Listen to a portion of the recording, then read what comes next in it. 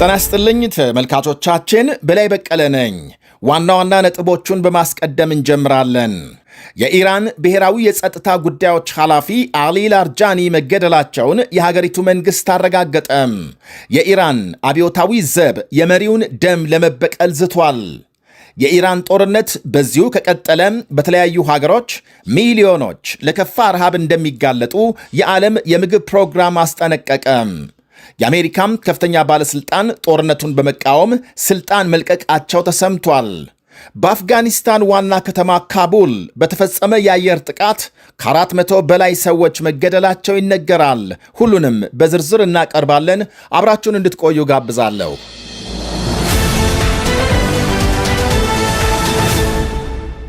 הבוקר חיסלנו את עלי לאריג'אני. የእስራኤል ጠቅላይ ሚኒስትር ቤንያሚን ኔታንያሁ የኢራን ብሔራዊ የጸጥታ ጉዳዮች ኃላፊ አሊ ላርጃኒ መገደላቸውን ሲገልጹ የኢራን መንግስትም የላርጃኒንና የባሲጅ ጦር አዛዥ መገደላቸውን አረጋግጧል። የሁለቱ ቁልፍ መሪዎች ግድያን የሀገሪቱ ብሔራዊ ቴሌቪዥን ጣቢያ ማረጋገጡን ዘገቦች አመልክተዋል። ከሀብታም ቤተሰብ ኢራቅ ውስጥ በ1958 እንደ ፈረንጆቹ አቆጣጠር የተወለዱት አሊ ላርጃኒ ያለፉትን 30 ዓመታት ከግብርና ሚኒስትርነት እስከ ተለያዩ የሥልጣን እርከኖች ተመድበው አገልግለዋል። ከ1979ኙ አብዮት በኋላም የኢራን የለውጥ ገጽታ ከሚባሉ የሀገሪቱ መሪዎች አንዱ ነበሩ። መጽሐፍ ጽፈዋል። በ2009 በታይም መጽሔት የዓመቱ ተጽዕኖ ፈጣሪ ተብለው ተመርጠዋል።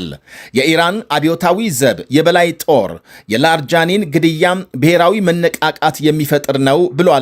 ባወጣው መግለጫም አሊ ላርጃኒ ጥልቅ አሳቢ፣ የሰላ አእምሮ ባለቤትና ድንቅ አብዮታዊ ፖለቲከኛ ነበሩ ሲል አወድሷል።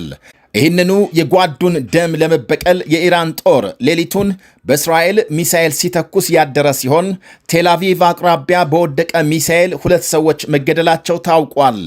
አሊ ላርጃኒ ከልጃቸውና ከምክትላቸው ጋር ቴሄራን ውስጥ መገደላቸውን የሀገሪቱ ቴሌቪዥን አውጀዋል።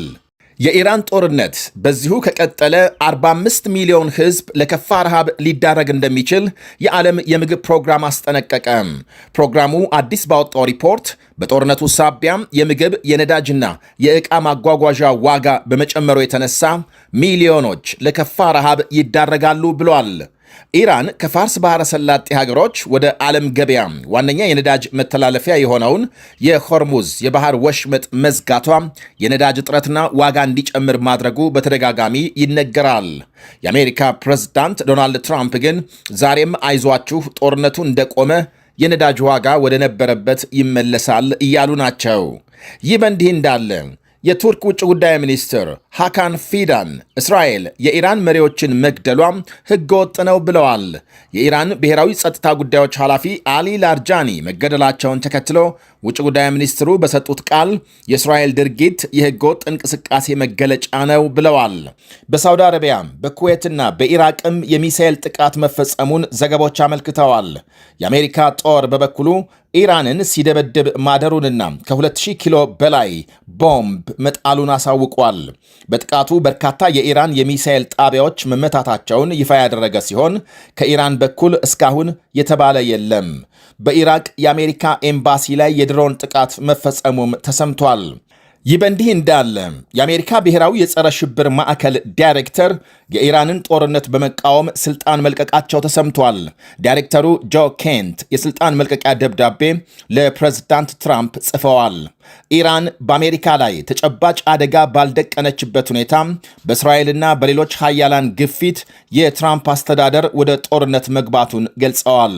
የ45 ዓመቱ ኬንት የአሜሪካ የቀድሞ ልዩ ኃይል አባል በመሆን ያገለገሉ ሲሆን ባለቤታቸው ከ6 ዓመት በፊት ሶሪያ ውስጥ በቦምብ መገደላቸው ይነገራል። ትራምፕ ደብዳቤውን ተቀብለው በዳይሬክተሩ የኢራን ትንታኔ እንደማይስማሙ ገልጸዋል። ከኢራን ለመውጣት ገና አልተዘጋጀንም ብለዋል። ነገር ግን በቅርብ ጊዜ እንደሚሆንና ጦርነቱ ቢቆም እንኳን ኢራን አሁን ከደረሰባት ውድመት ለማገገም እስከ 10 ዓመት ሊወስድባት እንደሚችል ገልጸዋል። ኔቶና ሌሎች ሀገሮች ኢራን የዘጋችውን የሆርሙዝ መተላለፊያን ለመጠበቅ ኃይል እንዲልኩ ላቀረቡት ጥያቄ አዎንታዊ ምላሽ ባለመስጠታቸው ንዴት እንደገባቸው አልሸሸጉም። በሌላ ዜና አልባንያ ኢራንን በአሸባሪነት የሚፈርጅ ሕግ ማጽደቋ ተሰምቷል። የሀገሪቱ ፓርላማ ኢራንን ሽብርን በመደገፍና የአብዮታዊ ዘብ የበላይ ጦርን ደግሞ በአሸባሪ ድርጅትነት የሚፈርጅ ሕግ አጽድቋል። ኢራን በጎረቤት ሀገሮች ታጣቂ ቡድኖችን በማደራጀት በሉዓላዊ ተቋማት ላይ ጥቃት እንዲፈጽሙ አድርጋለች ሲል ፓርላማው አውግዟል። የእስራኤል ውጭ ጉዳይ ሚኒስትር ጌዲዮን ሳር የአልባንያን እርምጃ አድንቀዋል። ሚኒስትሩ ዓለም አቀፉ ማህበረሰብ ከኢራን ጋር ያለውን ግንኙነት እንዲያቋርጥ በተደጋጋሚ ጥሪ ሲያቀርቡ ቆይተዋል። ዘግይቶ በወጣ ዜና ሆርሙዝን ለማስከፈት ፕሬዝዳንት ዶናልድ ትራምፕ ላቀረቡት ጥሪ የተባበሩት አረብ ኤሚሬትስ ቀጥታ ምላሽ ስትሰጥ፣ ፈረንሳይና ፖላንድ አሉታዊ አቋም አሳልፈዋል። ኤሚሬትስ በአሜሪካ መራሹ የሆርሙዝ ተልዕኮ ለመሳተፍ ዝግጁ መሆኗን ስታስታውቅ፣ የፈረንሳይ ፕሬዝዳንት ኢማኑኤል ማክሮን ሀገራቸው በምንም አይነት በመካከለኛው ምስራቅ ግጭት ጣልቃ አትገባም ብለዋል። ፖላንድም ሰራዊቷን እንደማትልክ ይፋ አድርጋለች። ይህ በእንዲህ እንዳለ ባለፈው ጥር በኢራን በተካሄደ ህዝባዊ አመፅ 41,000 ሰዎች መገደላቸውን ፕሬዝዳንት ትራምፕ አስታውቀዋል። ትራምፕ በቅርቡ በአመፁ የተገደሉ ሰዎች 32,000 መሆናቸውን መግለጻቸው ይታወሳል። አሁን የተጎዱ ኢራናውያንን በተመለከተ አዲስ መረጃ እንዳገኙ ጠቅሰዋል። ሌሊቱን ከአፍጋኒስታን በተሰማ መረጃ ደግሞ ፓኪስታን በካቡል በአንድ የማገገሚያ ሆስፒታል በፈጸመችው የአየር ጥቃት በመቶዎች የሚቆጠሩ ሰዎች ሳይሞቱ እንዳልቀረ ይነገራል። በአደንዛዥ እጽ ማገገሚያ ሆስፒታል ላይ በተፈጸመው በዚሁ ጥቃት አብዛኞቹ ሟቾች በአዳራሽ እራት እየተመገቡ የነበሩ ህሙማን መሆናቸውን ዘገቦች አመልክተዋል። የታሊባን መንግስት በጥቃቱ 400 ሰዎች ሳይገደሉ እንዳልቀረ ገልጧል። ፓኪስታን ለምን ሆስፒታሉን ኢላማ እንዳደረገች በግልጽ አልታወቀም። እስካሁን የ100 ሰዎች አስክሬን መገኘቱ ሲነገር፣ በፍርስራሽ ስር የተቀበሩትን ለማውጣት የነፍስ አድን ሥራው ተጠናክሮ መቀጠሉ ታውቋል። በመጨረሻም የኢትዮጵያ መንግስት ነዳጅ ለጸጥታና ደህንነት ተቋማት እንዲሁም ለሕዝብ ትራንስፖርት ተሽከርካሪዎች ቅድሚያ እንዲሰጥ አዟል። ተጨማሪ ሳልቫቲዮ ወይም ታንከር አስገጥመው ነዳጅ ለመቅዳት የሚሞክሩ አሽከርካሪዎችን ነዳጅ ማደያዎች ለፖሊስ እንዲጠቁሙ መንግስት አሳስበዋል። በመላው ሀገሪቱ ነዳጅ ማደያዎች አዲሱን መመሪያ በተመለከተ ደብዳቤ ተጽፎላቸዋል።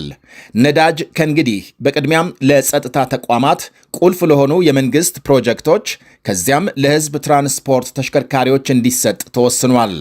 የክልል መንግስታትና የከተማ አስተዳደሮች በደብዳቤ ለሚስተናገዱ ቀጥታ ተጠቃሚዎች የሚሰጥ ነዳጅ በጥንቃቄና እንዲሁም ደግሞ ለተመለከተው ዓላማ መዋሉን እንዲቆጣጠሩ ማሳሰቢያ ተሰጥቷል። በኢራን ጦርነት ሳቢያ የተፈጠረውን ቀውስ ተከትሎ የነዳጅ ዋጋ ከፍተኛ ጭማሪ እያሳየ መሆኑ ሲነገር፣ በትላንትናው ዕለት ማለትም ማክሰኞ አንድ በርሜል ድፍድፍ ነዳጅ $103 ሲሸጥ ውሏል። ቀውሱን ለመታደግ ሀገራት ከተቀማጭ እየላኩ ሲሆን ስፔን ለምሳሌ 11 ሚሊዮን በርሜል ነዳጅ መልቀቋን ዘገቦች አመልክተዋል።